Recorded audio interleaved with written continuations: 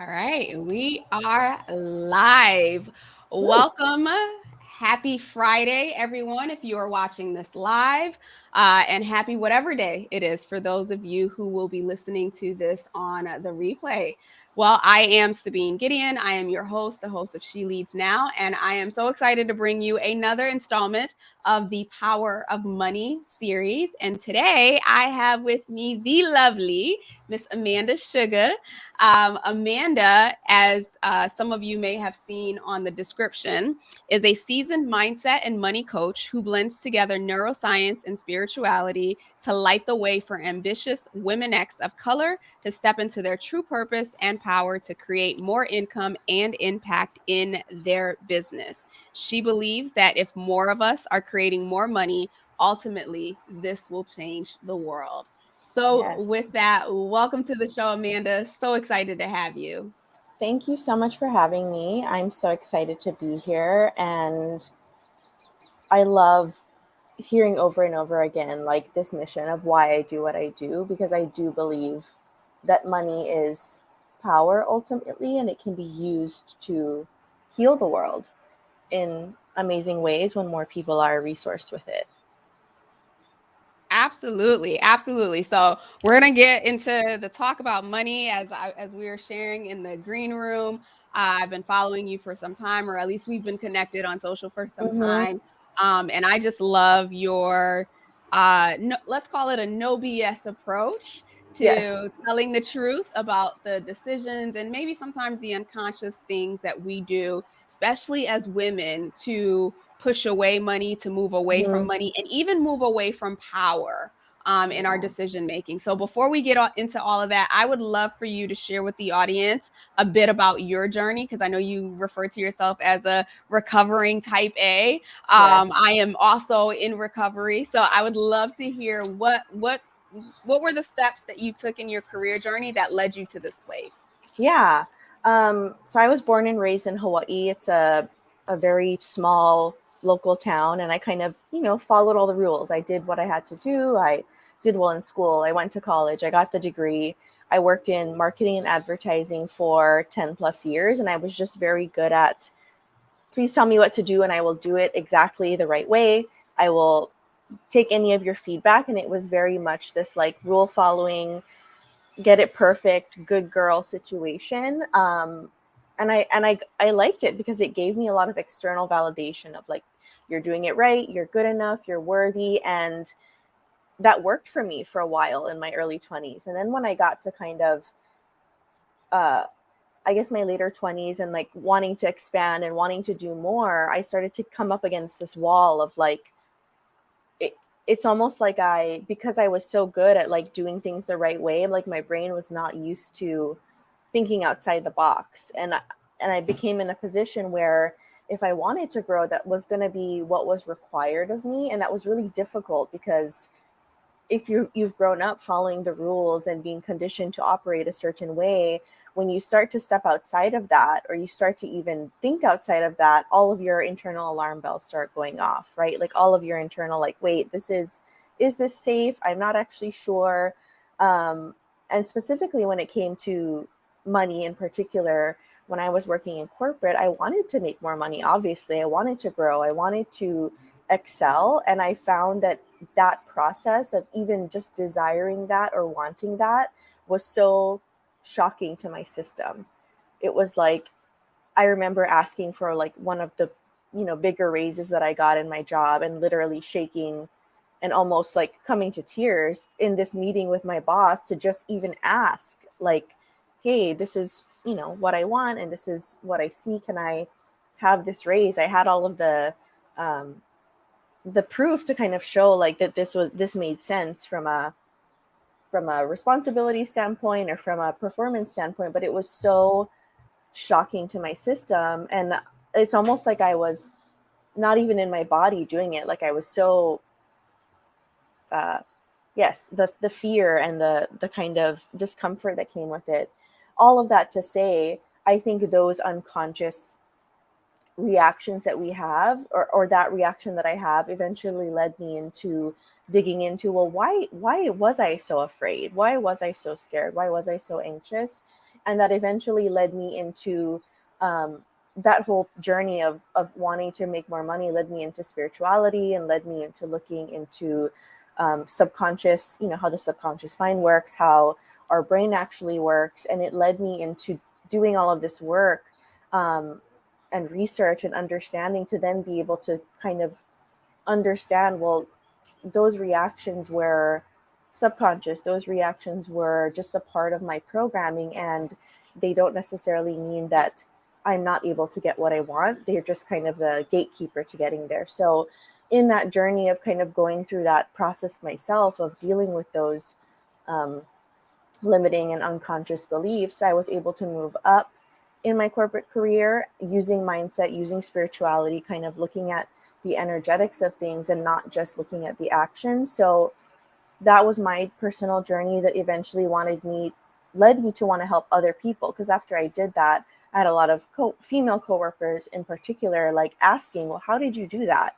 What did you do? And it wasn't just what I did, it was what I was choosing to believe, what I was choosing to be willing to feel, and how committed I was choosing to be to what I wanted, even though the rules or the social norms weren't aligning with that. So that was kind of my journey through corporate, to kind of start to untangle and let go of all of those rules, was to kind of go through the muddy discomfort of like, okay, this isn't what I feel like I'm supposed to do, but I'm going to do it anyway. And being supported in that during that time was everything to me. Like having that support of someone kind of pushing and saying like, yes, you can do this, this is okay, which is what eventually led me into coaching and wanting to help people uh, look at their mindset, but not only that, but to tie it back to their spirituality and what they were truly being called to do as individuals. Yeah, I love that. Okay, so I have a couple questions to follow up. So, at what point did it click for you to say, all right, you already had the coworkers who were seeking your support, but at what point did it click for you and you said, okay, you know what? I'm ready to step out. I'm ready to expand this impact and help more women. Yeah, so that actually happened when my son was born. So Okay. after having my son and kind of that first like few months of life with him, I started to kind of, I think it kind of hit me like, oh, there's something else. There's someone else that I'm doing this for. It became more important to me to expand the impact, not just for myself or other women, but it was like building a better world for him, Mm-hmm. right? For the next generation. And that I think was when it hit. And I was like, okay, I can't ignore this anymore. This isn't just well, that would be nice. It was like, oh no, I was constantly feeling this call, like I need to do this work. Yeah. Yeah. So I'm curious, because all of us who step into this space or who gain the confidence, if you will, or the courage to talk about money openly and talk about our relationships and maybe even like the darker sides of our Mm-hmm. relationship. I'm curious, what was your and you don't have to go into too much detail, but what were your initial introductions to money? Like what were some of those things that fed that belief of unworthiness Mm, and that so much of your identity was tied to money? right. I think growing up where I grew up, small town, if you're familiar with Hawaii, there is a lot of colonization here, obviously, because the Hawaiian monarchy was overthrown at some point. So it's kind of woven into the culture here. But I definitely grew up with a family where it was like, work hard, you have to work hard. Like money is hard, hard to make, it's limited, like we have to be very careful with it. It's hard to come by, but there was always this story of it's for them. I come from a family that's partially a minority, Filipino and Portuguese, which in Hawaii is kind of considered like a minority groups. And so it was always like this story of, well, that's for them. That's for rich people, or, you know, it was just this story of limitation and this story of the other, of kind of making it different. And it almost felt like I was always ingrained with like hard work is how you prove that you are good enough. Mhm. And money was almost this well, if you do the hard work and you do prove you're good enough, then you'll get the money. So it was almost like the money was the validation, Yeah. which I now know is not the case, but it was like this constant wanting and proving and working hard. And if it didn't come, or if there wasn't enough, then it really tied back to my own, like, well, that must mean that you're not enough. Yeah. Yeah. Yeah. We have a very similar past programming. Let's put it that As way. Yeah. as I think a lot of people do, and maybe unconsciously do. Yeah. Yeah. And to your point, it takes a lot of work to undo that programming. And it's almost like the older you get to undo that work, like the more layers and years and Hmm. decades of that to undo. So kudos to you for, recognizing that at such an early age and starting to do the work, and now really stepping into this place of supporting others who want to do the work or who need support. I imagine, similar to me, you didn't have a you guiding you through No. this process. It was more so being led by the information and the sources and the resources that Hmm. made themselves available. So thank you for doing this work, because Lord knows if I had a me or if I had a you Right. going through that Right. process, it would have been so much easier. Hmm.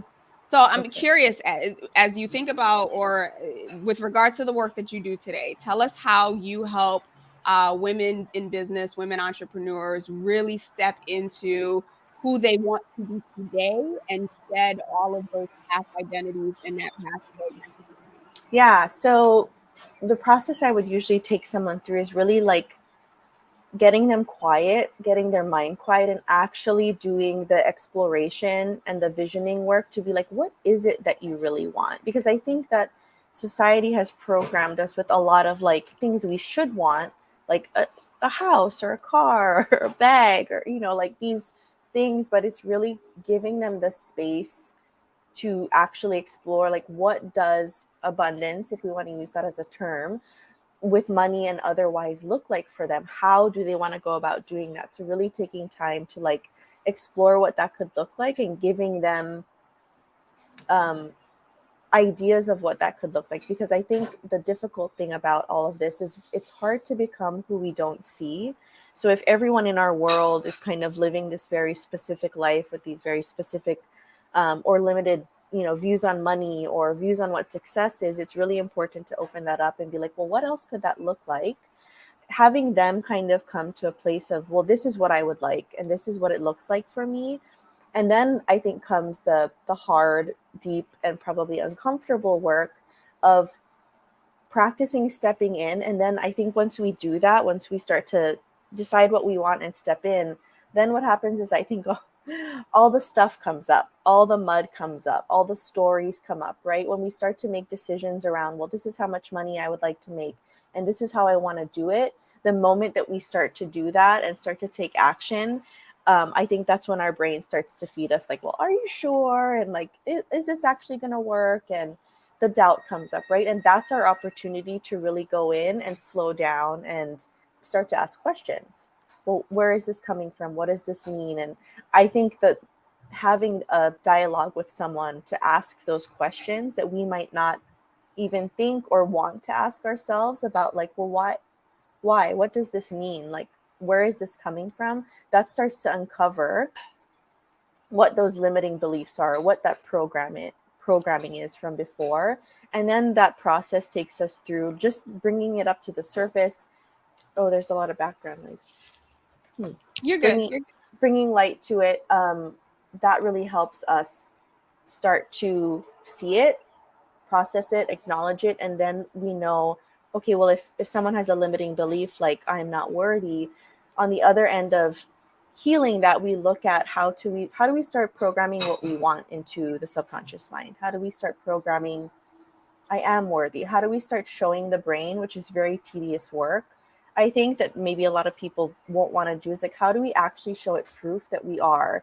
And this is as simple as taking the time each morning to write down 5 different ways that we are worthy. And I think this is the work that does the most change, because it is work that the brain will want to ignore or want to say like I don't know, or it will want to say like I don't have time for that. But then as we start finding proof, we start almost forcing the brain to look at proof of the what could be true. And that's how I think we start to do this rewiring work of, well, we know what the limiting beliefs are as they come up. We get to look at them, and then we start to program in, well, what do we want to believe and how is that already true? And that's how we start to make the shift in how people are really seeing themselves. And that takes a little bit of time. It's definitely not a overnight change. Some of the other tools I use are like hypnosis, which just is kind of going in and helping the subconscious mind restructure on a lower level. We also do a lot of visualizations, and really just, I think at the core of it is really just having that reflection and support, to have someone hold you at the level that you're wanting to be at, and to kind of bring you back there all the time, to bring you back to that North Star. Yeah. Yeah, thank you for sharing that. And again, having experienced it, this is not easy work, right? And so, like you just eloquently described your process and your steps, and people might be listening and thinking like, "Oh, okay, well that makes sense and that's easy." But it's not easy. And the truth is, you had to first walk that long, lonely, painful Mm-hmm. journey to be Yes. able to lead and guide other people to come to that space. So to make this a little bit more practical, right? So, if for those of you who are listening or who are watching, I liken it to my experience when I left corporate America, right? So I left corporate America where I felt like I was in a great place, but I also had a lot more capacity. I wanted to make a bigger impact. And when I left, I had these, dreams of grandeur. Like I was going to start this coaching business and, my pipeline booked and busy. Right. And Mm-hmm. when booked and busy did not happen in those Mm-hmm. first 6 months or even that first year, to be completely transparent, there was a reversal of like this mirror came up. And all I could see in this mirror were all of the internal programming, like you mentioned before, of there's not enough and poverty and money is not for me and I'm not worthy, and all these Mm-hmm. things started coming up. And I always share with people, and I've shared it multiple times here, that it was the best, or entrepreneurship to me has been the best professional development course Oh that I yeah. could ever take, because it reveals so much about you. And similar to you, a lot of us who go into coaching, it's because we sincerely want to help support other people, and we want to help them heal from Mm-hmm. the things that we've had to heal from. But it's almost like when we step into this place, we think, oh, okay, I'm good now. And then that big old what is it, like the when you go to the circus, or when you like the mirrors are all Yes, around, it's the almost like, room of mirrors. yeah, you can't unsee anything at that point. And so basically what I'm hearing you say is that you support your clients as they go through that journey of, regardless of whether they're still in corporate, they've started their business, wherever they are, Mm-hmm. defining what it is that they want. And then when they step into the house of mirrors, Right. so to speak, you are there to say, okay, let's just focus on this one mirror right now. What Mm-hmm. do you see? What is being reflected back to you? Do you want to receive it? Do you not want to receive it? How do you want to change it? Once they're through that, then all right, let's look at this next mirror and let's Right. look at what it's reflecting back to us. Exactly. That's such a great analogy. Right. It's helping them not get lost in the mirrors and the all of the other stuff that's coming at them, so that they can actually keep moving forward. Because I think that I agree. Entrepreneurship is like the thing if you want to like really find yourself and find your soul, and really get down to who you really are. And having a guide through that is, I don't think it's necessary. I think people can definitely do it on their own, but having someone to guide you who's not standing inside of the mirror, someone who's like standing on the top and it's like, I can see exactly where you are. Let me help you take the next step. Because I think it's really easy to get lost in those mirrors, right? It's really easy to spend weeks or months or years even like just trying to figure out, well, which mirror am I looking at?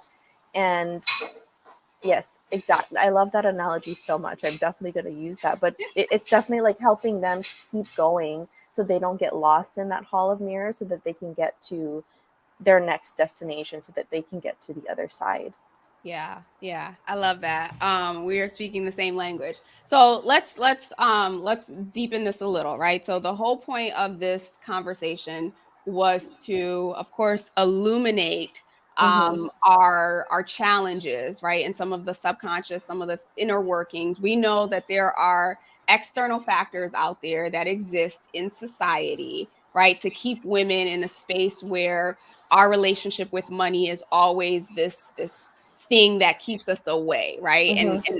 I'm saying money, and for those of you who have been watching or been listening to this, you understand that money is just the external vehicle, if you will. Mm-hmm. But in reality, there are things externally, but there are also things within us that keeps us from owning our power, from owning our truth, from even doing the work of and giving ourselves permission to identify what it is that we want in this life, to identify what is our soul's purpose or our soul's work, and then to actually take the courageous steps to move forward.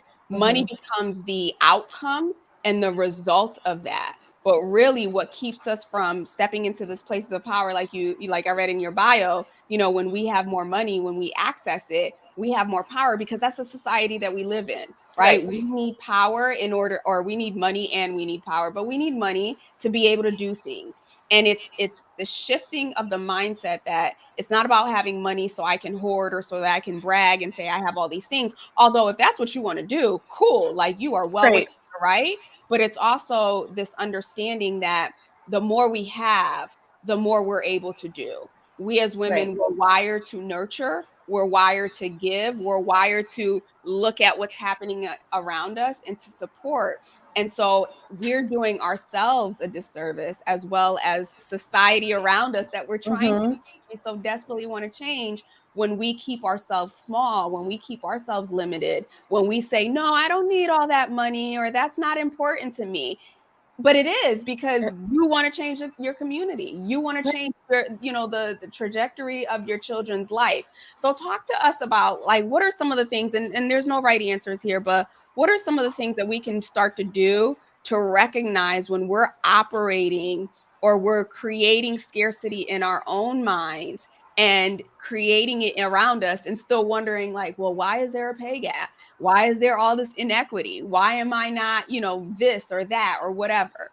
Right. I think one of the biggest or the easiest things to see or look at is how we're receiving, right? I think as women, you got the nail on the head of like we've been conditioned to be helpers, to help everyone else ahead of ourselves.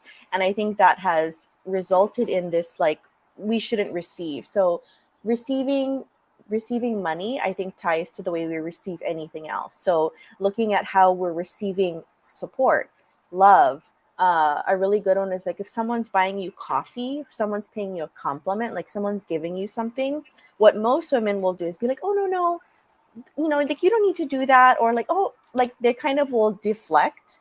They will block themselves from receiving that thing, whether it's a coffee or a compliment or just like even help with groceries. It's kind of like this, I don't actually like, no, I'm good. I can do it myself, which is rooted in scarcity, right? It is rooted in like, I don't need XYZ.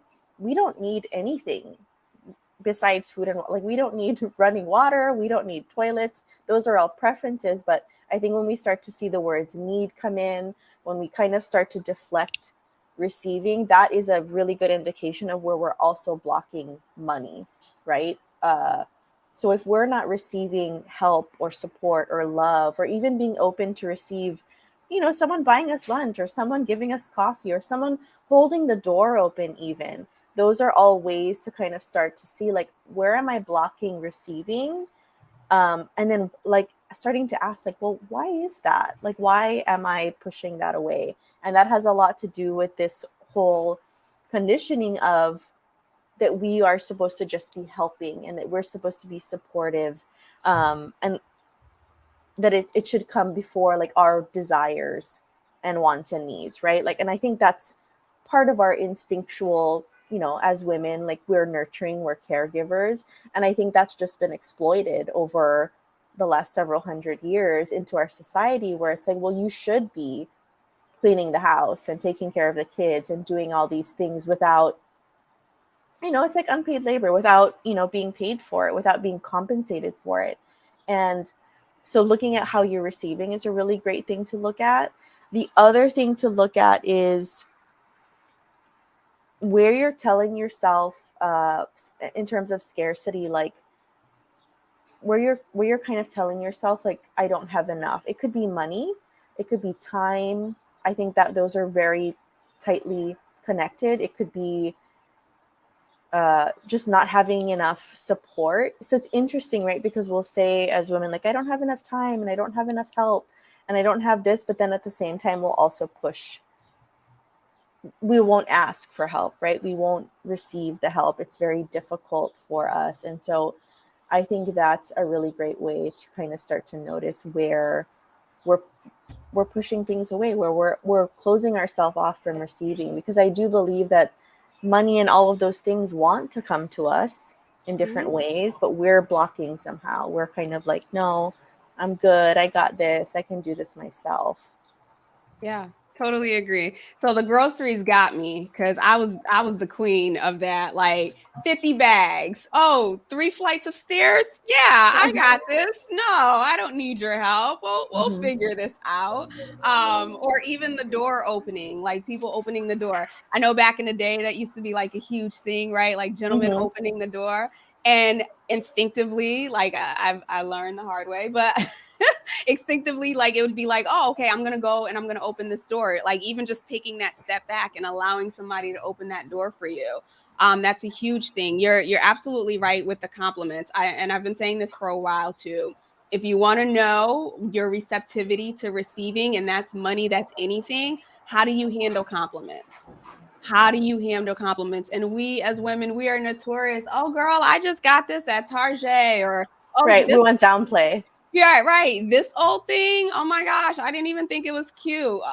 You know what I mean? Like we do that. And I found myself, especially since we've been in this virtual world, the days that I don't get dressed or I don't have my hair done, or it's wash day and I got my little turban on, it's like, my apologies, it's wash day. Mm. And why do I need to do that? And it's so instinctive. And it's not until somebody is just like, oh, it looks great, that I'm like in that moment of, just receive it, Mm-hmm. receive it, and then move forward. So let's talk a little bit about, for the audience is obviously women in corporate, women in entrepreneurship. So there are some practical tips that you gave around just being aware and being conscious of how you are looking at yourself, thinking of what's available to you and perhaps what's not available to you. But for us in entrepreneurship, and I don't know about you, because there was so much work that had to be done to unlayer some of these money beliefs, or just identity beliefs. Really, that's what they were Mm-hmm. identity beliefs that were being reflected back to me in money. Usually, or as we're seeing in these last couple of years, women are stepping out and starting their businesses at like rates we haven't seen in a very long time, and especially women of color. And if you're carrying any baggage or you're carrying any trauma, right, and you're in corporate and then you decide to leave corporate because you're tired of the trauma in Mm-hmm. corporate that you're dealing with, now you want to be this person.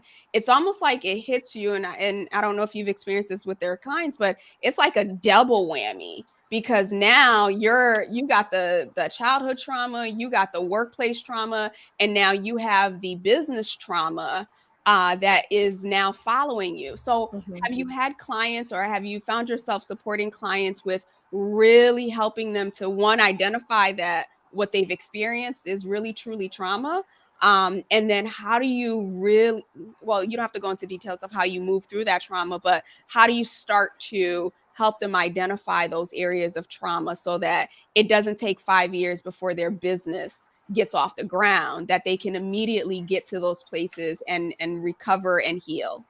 Yeah.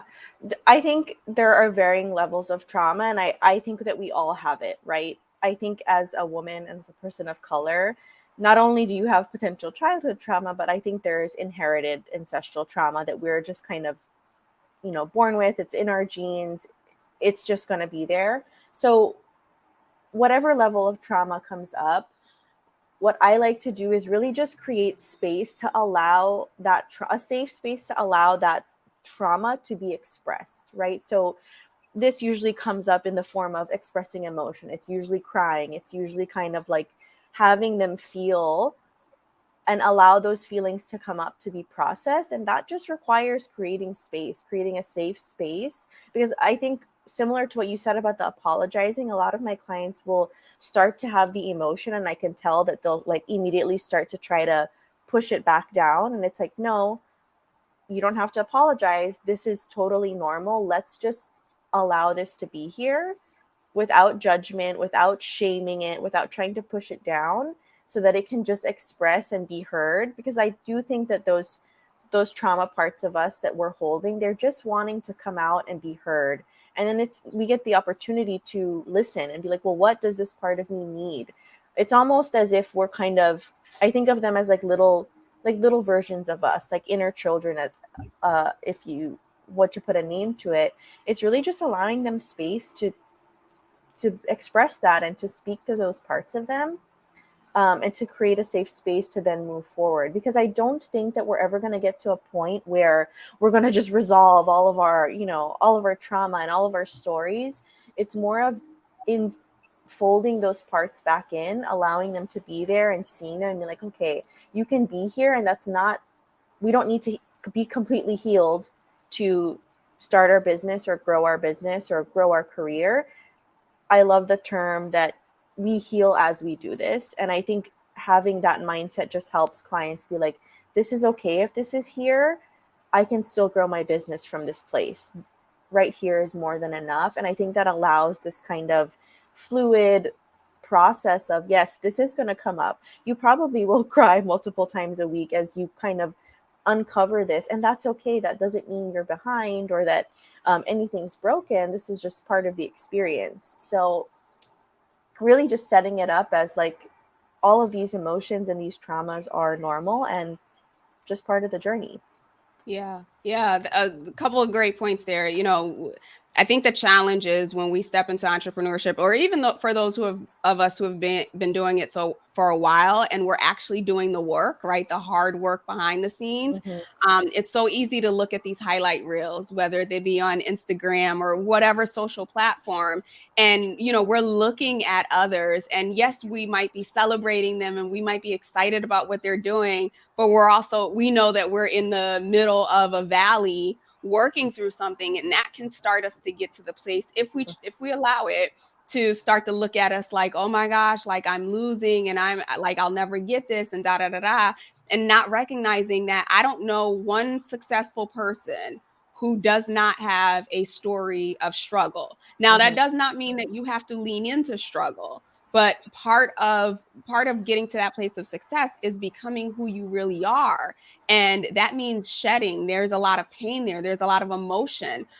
Something you brought up made me remember a book that I read not too long ago, Children of Emotionally Immature Parents. Mm-hmm. I forget the author, but I will include it in the show notes. And basically what it talked about, the doctor who speaks to this is, oftentimes we are raised by individuals who don't know how to deal with their own emotions, or they learned certain defense mechanisms. And, when we demonstrated an emotion that they either weren't familiar with, or they weren't comfortable with, or that made them, see their own, stuff, then it was stifled oftentimes. And we as children, we grow up thinking, okay, well, something is wrong with me. I can't show this emotion. I can't be angry. I Mm-hmm. can't be sad. I can't be whatever. And we're picking this up unconsciously because of the reaction of our parents or our caregivers or whatever the case may be.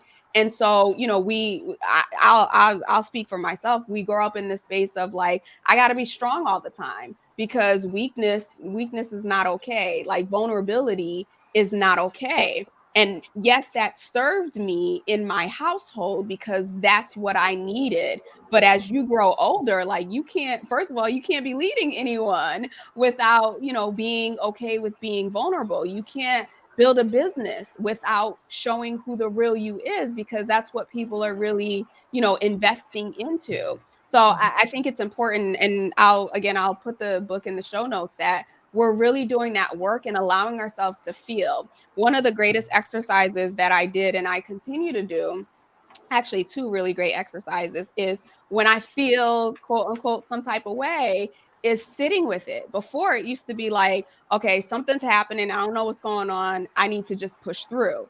Now it's something is happening, I can't yet identify it, and I'm going to give myself space to identify it. And once I've identified whatever the feeling is, I give it a name. I give it sad, frustrated, disappointed, discouraged, whatever it is, and I allow myself to feel that. It doesn't always feel great, but for me, what I found is that emotional release Mm-hmm. allows me to like step into a place of creativity, step into a place of joy like never before. And then I know, I think I saw it on your website that you do tapping, EFT, Mm-hmm. emotional freedom release. I recently discovered that. And Yes. oh my gosh, the days of bawling, the days of bawling. Who knew so much emotion was Right. trapped behind self sufficiency or independence or Mm-hmm. confidence and all these other things? So I'd love for you, in terms of your EFT practice, is this something that you leverage for yourself on a regular basis? And what drew you to that work? Yeah, EFT is one of the tools that I'm using to help people as they're kind of like exactly like you said, like something's coming up, and instead of pushing it down, let's see what that is. Let's release it. Let's process it. So EFT, what led me to EFT, um, I had never heard of it before. I had kind of seen people do more positive, like positive tapping, but when I really got into it, it learned more. I kind of loved the idea of using it's primarily used as a tool to release negative emotion, Mm-hmm. right? Because what we want to do, like you said, is like there is so much negative emotion, trauma stored in our body. And when we use the tapping, we're able to tap into it, access it, process it in a way that is it doesn't always feel great. I'll tell you that. Like sometimes we're tapping in and it's starting to feel more intense. Um, and then it starts to go down, but like we need to tap in to do that. And tapping is just a great tool to kind of create structure, right? To create structure around how we're tapping in so it doesn't turn into something that feels like it's getting out of control. But I love tapping as a tool to just kind of keep you grounded in your body, in what we're doing, in whatever we're tapping on at the moment. It kind of creates a little bit of security around uh, going into these emotions and processing them. Um, but when I learned about tapping it, what it was and how it like ties into your energy systems and your, it's almost like energy psychology. It's like tapping on your energy system in your body and kind of tuning into the mental. So it's connecting those two parts. It's Yeah. connecting your physical to your mental, and it's a really great tool for anyone to use. Like it's so easy that anyone can do it, just to have that support as you're sitting with and processing your emotions. Yeah. I read a book, Tapping, I think it's Tapping for Wealth by Margaret Rayner. She has a whole bunch of videos on YouTube. I'll include those as well. And that's where I first got introduced to it. And at first I was just like, I don't understand how tapping or, touching myself at my collarbone is going to work. But then she describes that if you've ever had acupuncture, Mm-hmm. right, you're literally leveraging the same points in which the needles go, but you can do it yourself. And I think that that's the amazing piece, that there are so many tools, there are so many resources out there, that if individuals are finding themselves in a place where they feel stuck, they feel like there's this huge gap, if you will, from where they are today to where they want to be, and the clarity isn't there. Like there's so many resources and tools to help them there, but there are also, coaches and mentors and guides, you name it, who can help support them in that capacity. So as we're wrapping up here, and I the vision of this entire series was really to have some conversations that I feel that need to be had on a broader scale. Like we're having them right in these little small little Mm-hmm. communities, but overall, I do believe the power of releasing words and releasing thoughts into the atmosphere. And so the gift of the series was meant to be to help women get to a place where we can be honest about what's working, what's not working, what we're feeling, and then also learn from individuals who they live in this space. One of the recurring themes from the past interviews that we've done is that there's this reluctance to simply ask. So you talked about the reluctance to receive, the reluctance to allow for support, but also just being vocal and asking and feeling, and not feeling or not attaching a negative emotion to asking. And so, hopefully for those of you who are listening to this or who are watching, whether it's the replay or live, you're seeing this theme here, that a lot of what we quote unquote don't have are unable to do or feel that is lacking in our lives is really coming from within.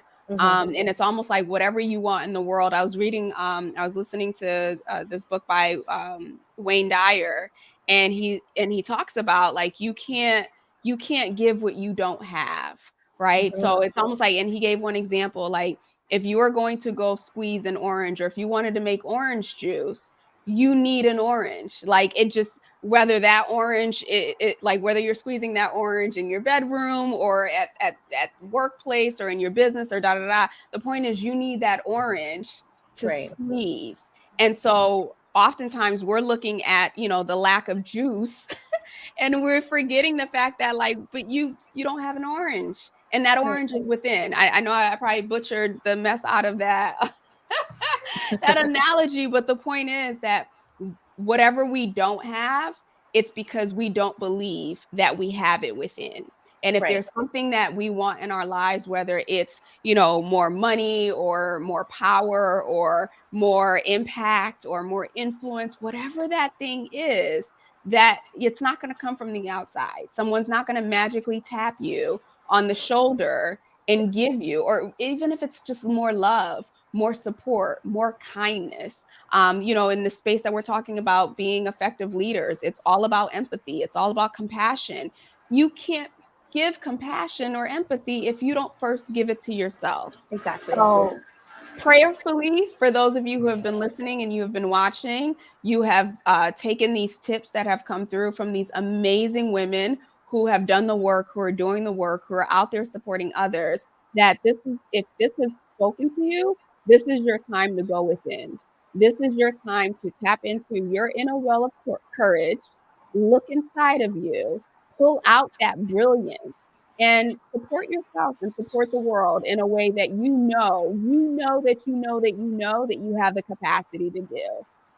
So with that, I definitely want to be respectful of your time here. A couple of questions for you for the Blitz session, and then I want to hear more about, or I want you to share with the audience how they can get in touch with you, how they can reach out to you. I know you have a program that is launching or has launched, and I would love to hear more about that. So real quick with these 3 questions, knowing what you know now, if you could go back to a younger version of yourself and give her some key advice, what might that be? Yeah, the one thing I would say to her is like, you're already enough. You already have it all in here. Exactly like you said, it's coming from within. And I think I would just keep telling her over and over again, you already have enough. You already are enough. Trust that. Yeah, I love that. I love that. And when you believe that, you create more than enough. Exactly. And not the scarcity that keeps you in that cycle. Love it. And so when you think, look ahead, right? You're looking at your life 40, 50, 60, however many years from now, and you're looking at the impact that you've been able to make. What do you want that narrative to be? I want that narrative to be, I think, similar to like what I said at number 1, for women to see that they already, I think becoming your best self is really just you realizing that you already are.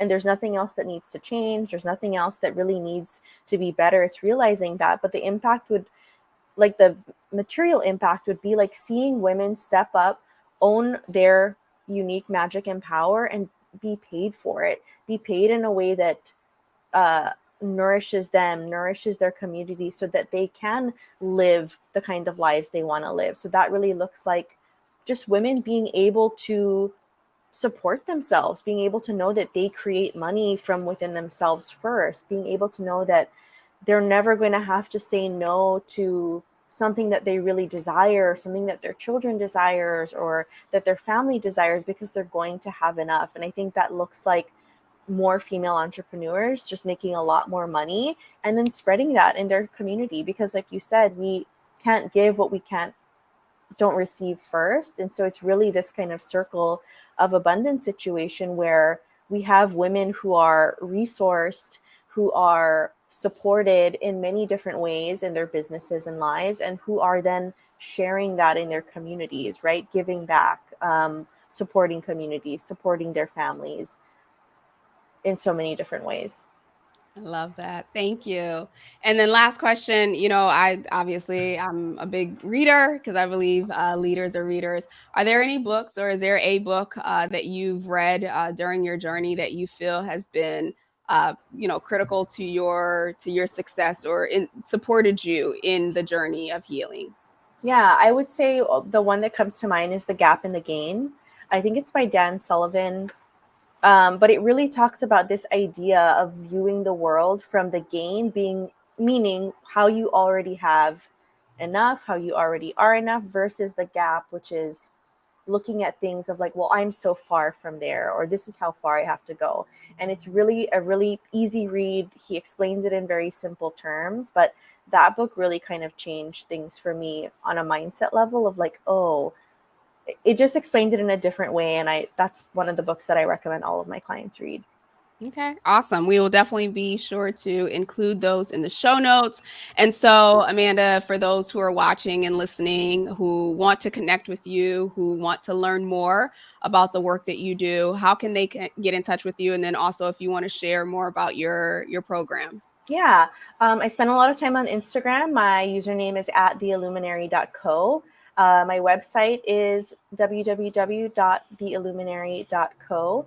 And I'm always there sharing content. DMs are open. I love having chats with people or connecting with them. If you're wanting to work with me, I do work with clients one-on-one, though I have a new program that has just launched in the last couple of weeks. It's called Aligned and Abundant, and it is focused on the work, a lot of the work we've talked about, like helping women align to who do they really want to be, how much money do they want to make, how do they need to shift their self-concept, and then supporting them to actually doing that work over a 4-month period, like helping them look at their money mindset, their limiting beliefs, and how to practically apply that to their business, in their offerings, in how they're marketing and how they're selling. So that program, Aligned and Abundant, actually today's the last day to enroll. You can head to my website, theilluminary.co, and you will find the link there with all the info and the link to apply. But it's really a small group designed to support and guide women through that process of undoing those limiting beliefs and stepping into that next level of themselves to be able to be open to receive even more money, love, support, and success. Awesome. So perfect timing for the Mm-hmm. show today. So if you have not been following her on IG, please do. She will snatch your edges and get your life together.